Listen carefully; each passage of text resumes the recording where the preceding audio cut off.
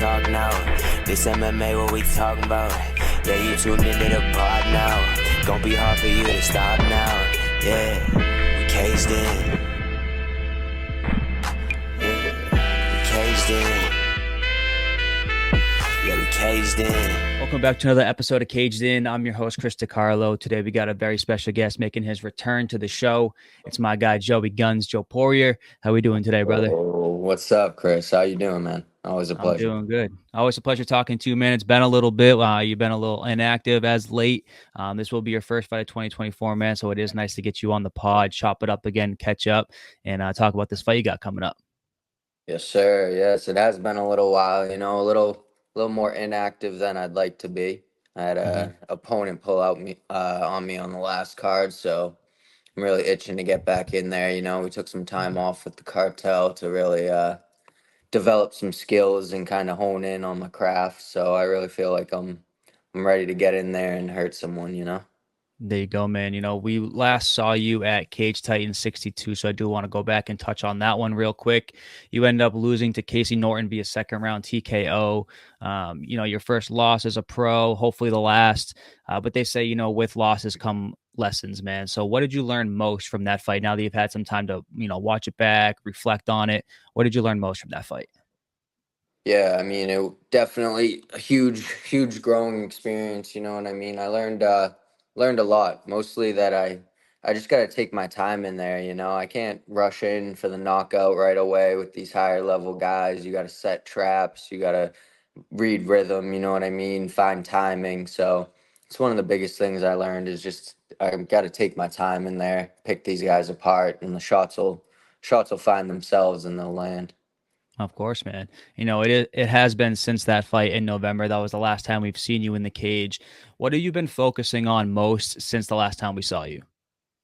I mean, focusing on everything really. I'm a complete fighter whether it comes to grappling or striking or whatever.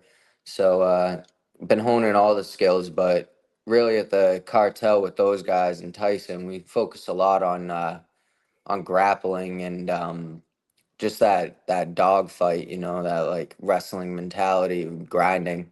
So Mhm. really just working on that and yeah, it's been paying off. There you go. And I know recently you did make the move to New England Cartel full time. What initially prompted that move for you, and how have things been going since? Yeah, so I mean that's just the talent around the area always shifts, from different gyms, wherever Lozon's or wherever it may be, and the bodies are just at the cartel right now, and I mesh real good with those guys, Valdina, Connor, Carlos, you got Fiora up there, Tom Pag, so it's just a good run, and Tyson's amazing, so that's just where I need to be right now to really up it to the next level. For sure. And it seems like the guys that are in that gym, they always have fights coming up. You guys are always active. Does that play a big part in kind of keeping that, mental state and that mentality sharp, knowing that you're in a room full of guys that are always getting ready to fight, if it's not like every other week or every month?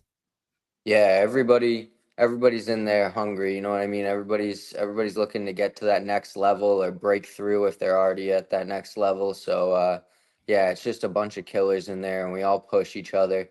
You know what I mean? And Tyson says a big thing. It's like there's not a set number on how many times you're gonna do something. It's just one more than your opponent's willing to do. You know what I mean? So that's something he really puts in our heads.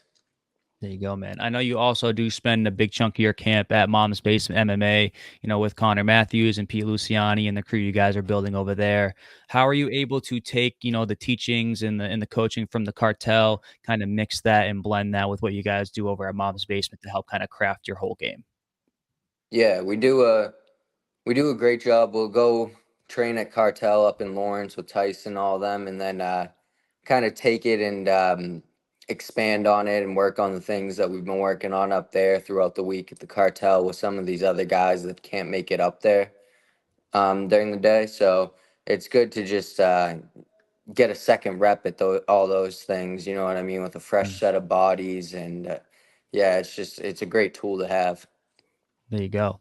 And, it has been a while since we've seen you and Valdina on the same card together. That was something that you guys were doing a lot while you guys were coming up. This will be the first time we've seen that in a while. How excited are you guys to now be, back in sync, finally, training together for the same card to be fighting together on the same night?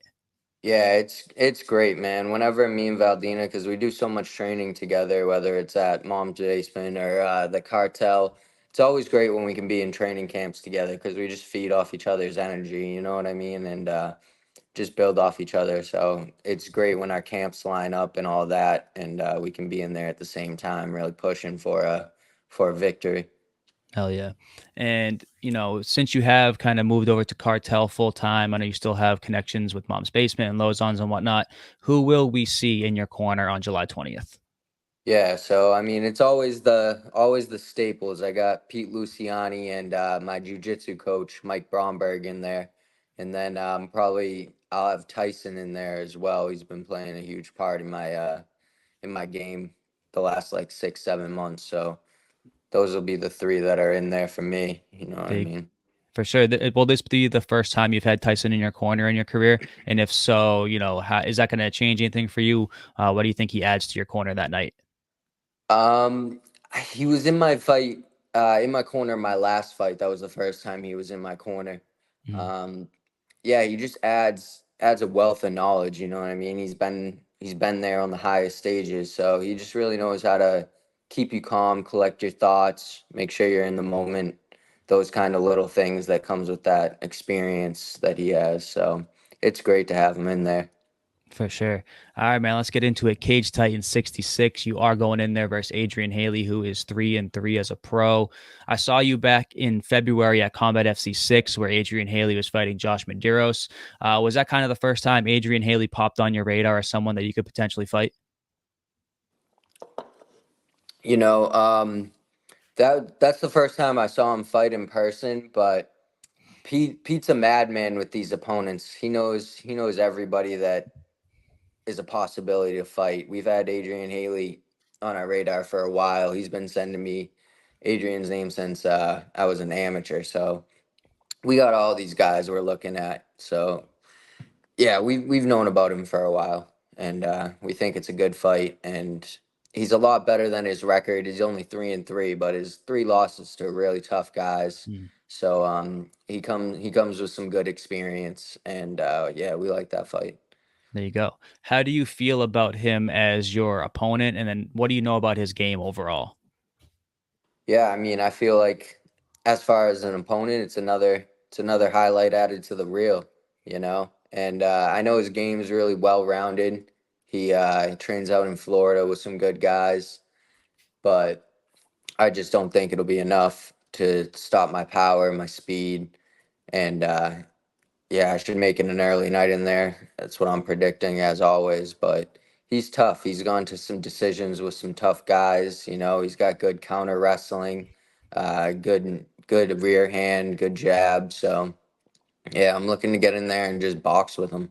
You know what I mean? Make it a striking fight. I mean, if he wants to go to the ground, we can go to the ground. But I'm looking to slug it out.